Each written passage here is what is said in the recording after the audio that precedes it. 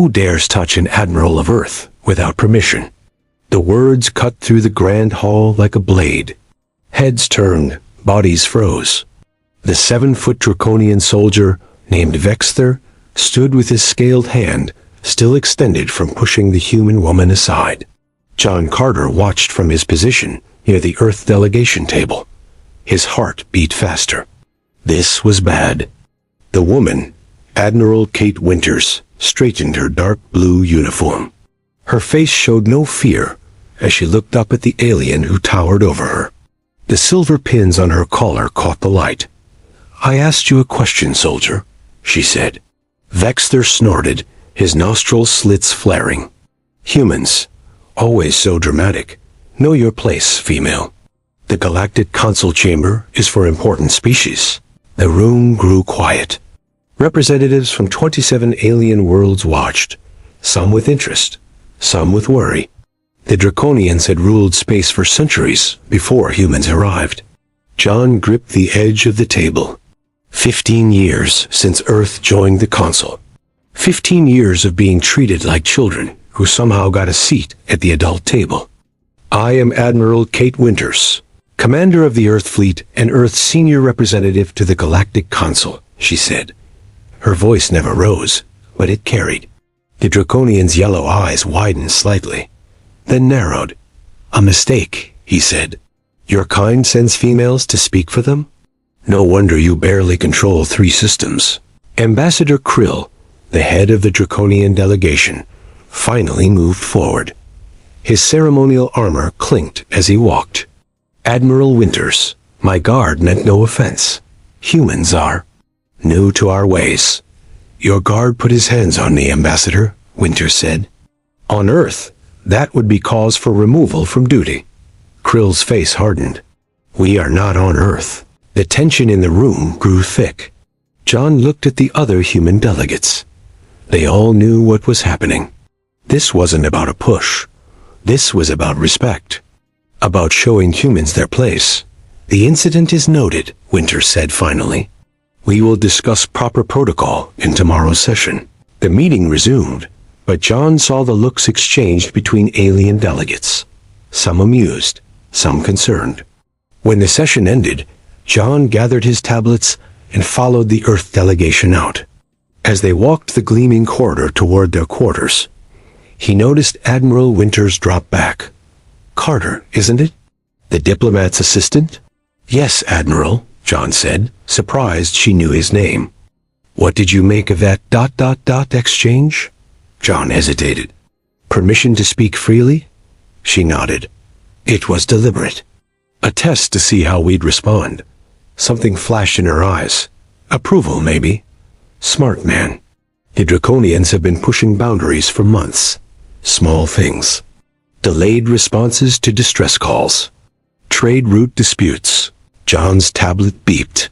A message appeared, not from Earth channels. He frowned. "Something wrong?" Winters asked. "Probably nothing. Strange message. Probably spam getting through the filters." But as John looked closer at the text, his blood went cold.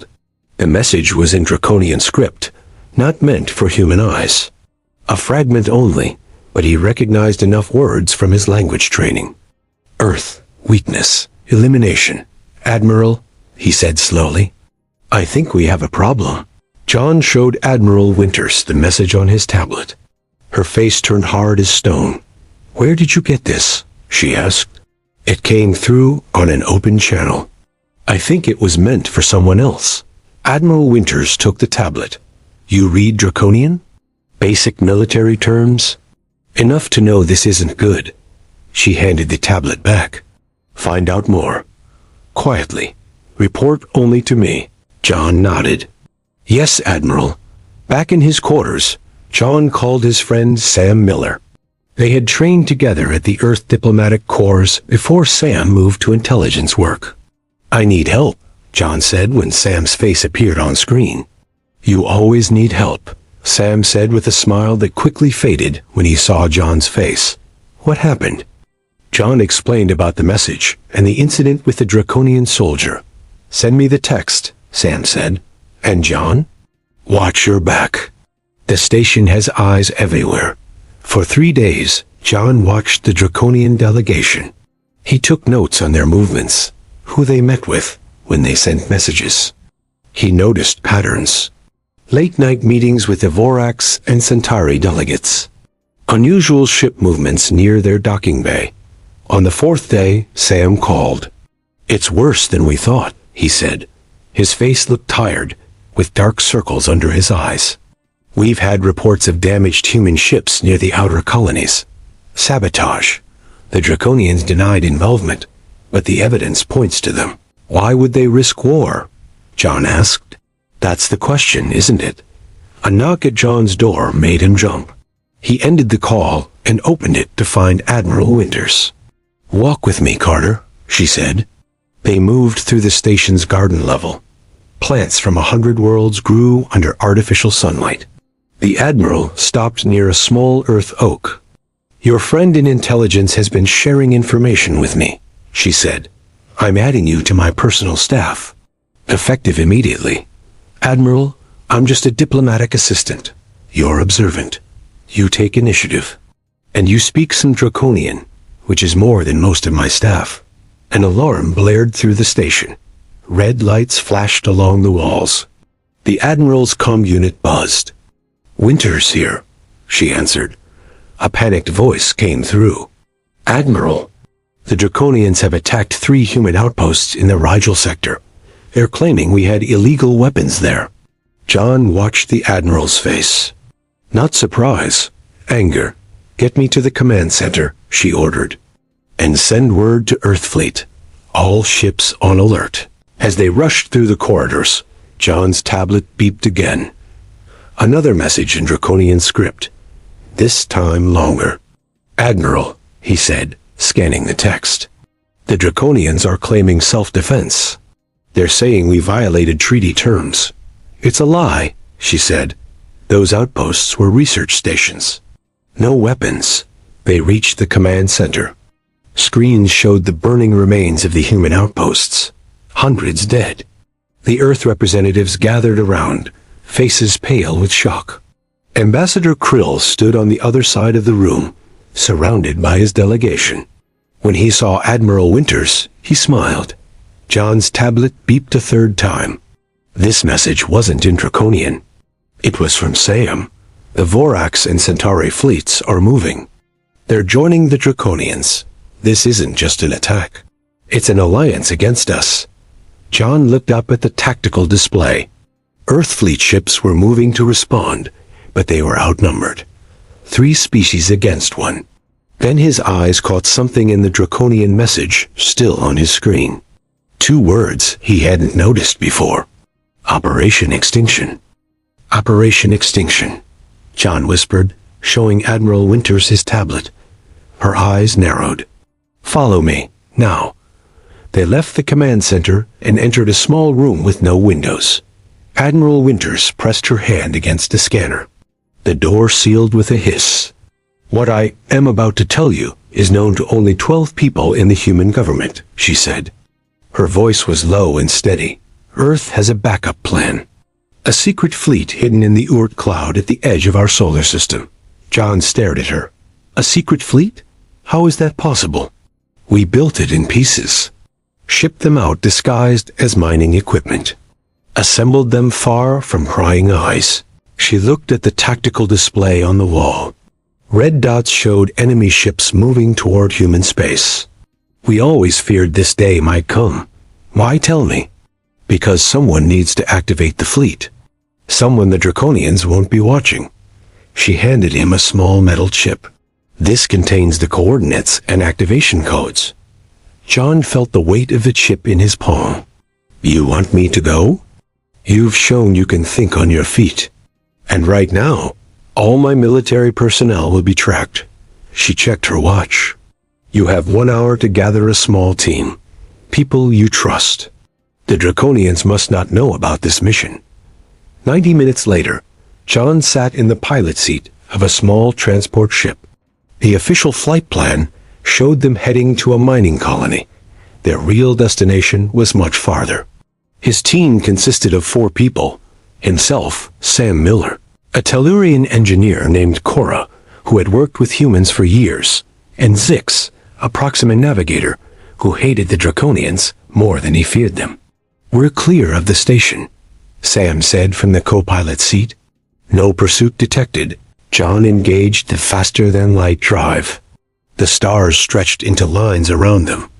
"How long to the coordinates?" he asked Zix. 18 hours if we push the engines," the alien replied, his 4 eyes blinking in sequence. They traveled in tense silence. News came through about battles near the outer colonies. Earth fleet was fighting hard, but losing ground. The Draconians and their allies had more ships, more weapons. 16 hours into their journey, John woke to alarms. He rushed to the bridge. "What's happening?" Cora pointed to the engine readouts. Power fluctuations. Someone tampered with the fuel cells. John looked at his team. Sam was checking the systems. Cora was trying to stabilize the engines. Zix stood in the corner, too calm. "Zix," John said quietly. "Why?" The alien's mouth formed what might have been a smile. "Humans are dangerous. The Draconians are right about that." John lunged forward, just as Zix pulled out a small device. They crashed into the navigation console. The ship lurched. Sam jumped in, grabbing Zix's upper arms while John fought for the device. "It's a beacon!" Cora shouted. "He's calling the Draconians." John's hand closed around the device. Zix bit down on his arm, alien teeth breaking skin. Blood flowed. John slammed his other fist into Zix's face. Once, twice, the alien went limp. "Is he double quote," Sam started. "Unconscious," John said, breathing hard. "Tie him up." Cora examined the device. It activated. For about 3 seconds. Not long enough for a precise location, but enough to tell them we're out here. John looked at the navigation screen.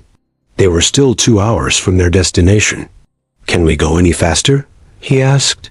"Not without burning out the engines," Cora said. John made his decision. Burn them out. "We need to reach that fleet." They pushed the ship beyond safety limits. The hull groaned. Systems failed one by one, but they made it. The coordinates led them to what looked like an empty section of space. John transmitted the activation code. Nothing happened. He tried again. Still nothing. "Maybe the fleet isn't here," Sam said. John was about to try a third time when space itself seemed to ripple. Massive shapes appeared where nothing had been before. Dozens of ships, then hundreds. A fleet larger than anything Earth had ever acknowledged building. But as they drew closer, John saw the damage. Hull breaches. Dark sections where power should be. Signs of battle. "Someone got here before us," he said. His comm unit beeped with an incoming message from Earth. Admiral Winter's face appeared, her image breaking with static. "Carter, if you're receiving this, the Draconians have entered the solar system. They're heading for Earth.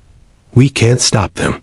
We need to board the command ship," John said, pointing to the largest vessel in the hidden fleet. "Find out what happened, and if any of these ships can still fight." Their transport docked with the massive ship. The airlock opened to darkness. Emergency lights cast red shadows along empty corridors. "Power's at minimum," Cora said, checking her scanner. "Life support only." They moved through the ship, footsteps echoing. No bodies. No signs of battle inside. Just emptiness. "This doesn't make sense," Sam whispered. "If they were attacked, where's the crew?" They reached the bridge. Screens flickered with low power. John went to the main console and inserted Admiral Winter's chip. The systems hummed to life. "Welcome, authorized user," a voice said from the speakers. Activation protocol initiated. Lights came on throughout the ship. Screens showed the status of the fleet. 62% of vessels operational, the computer reported. Remaining vessels damaged by sabotage attempts. No casualties? No casualties? John repeated. "Where is everyone?" "This fleet is unmanned," the computer replied. controlled by tactical artificial intelligence systems. John exchanged looks with Sam and Cora. An AI fleet. Earth's secret weapon wasn't bigger guns or stronger shields. It was ships that could think. "Computer, what happened here?" John asked. "Sabotage teams attempted to disable the fleet 18 days ago. They were partially successful. Self-repair systems have been working to restore functionality." John's comm unit crackled. Admiral Winters appeared again, her image clearer now. "Carter, status report. We found the fleet, Admiral. It's damaged but operational. No crew, just AI." Relief showed on her face. The A's are what make these ships special. They can predict enemy movements with 99% accuracy. We need them now. Earth's defenses are failing. Behind her, John could see the command center in chaos. Officers shouted orders. Alarms blared. "The Draconian fleet has broken through the outer defense line," someone shouted off-screen. "How fast can these ships get to Earth?" John asked. "At maximum speed, 6 hours," the computer answered. Admiral Winters shook her head. "We don't have 6 hours. Their main force will reach Earth in 3. John thought quickly. "Computer, can you send the operational ships now while continuing repairs on the others?" "Affirmative. 62% of fleet can deploy immediately." "Do it," John ordered. The ship hummed as the AI took control. On the screens, John watched hundreds of ships power up and move into formation. "Admiral, help is coming, but we need to know why." "Why are they doing this?" Admiral Winters' face hardened. "We captured a Draconian commander an hour ago. He told us something interesting before he died. They have a prophecy about humans."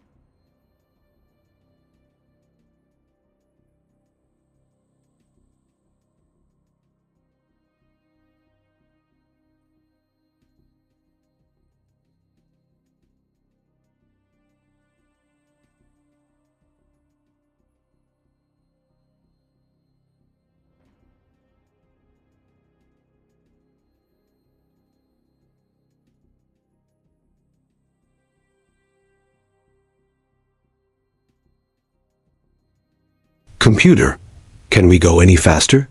John demanded. "Negative. Already at maximum safe speed." John slammed his fist on the console. "Then go beyond safe speed." The AI paused. "That would risk structural integrity. Do it anyway." "Admiral Winters needs us now." The ship lurched as the engines pushed harder. Metal groaned around them. Warning lights flashed across the bridge. "Hull stress at dangerous levels," the computer reported. "Keep going," John ordered. Sam grabbed his arm. "We might not make it there at all if the ship breaks apart." "We have to try," John said. The Admiral is Earth's best hope. The journey became a race against time. 3 hours passed in tense silence. The ship shuddered constantly now. Twice, hull breaches forced them to seal off sections. Finally, they reached Earth space. The scene before them was chaos. Burning ships drifted through the void. Weapons fire crisscrossed the blackness. Earth itself was partially obscured by smoke from orbital defense platforms. "Locate Admiral Winters' flagship," John said. The computer highlighted a large ship surrounded by Draconian vessels. Its shields were failing. Parts of it were on fire. "Get us there now," John ordered. "And tell the AI fleet to engage the enemy." The effect was immediate. The AI ships moved with perfect coordination, predicting enemy maneuvers before they happened. Draconian formations broke apart under the precise attacks. "We're approaching the Admiral's ship," Cora reported. "But there's no response to our hails." John made his decision. "Sam, Cora, we're boarding." "Computer, dock with the flagship." Their ship maneuvered through the battle, taking hits but pressing forward. It locked onto the flagship's emergency airlock. "Boarding team ready," Sam said, checking his weapon. The three of them moved through the airlock onto the flagship. The interior was a nightmare. Bodies floated in zero-gravity sections. Fires burned where oxygen remained. Emergency lights cast everything in red.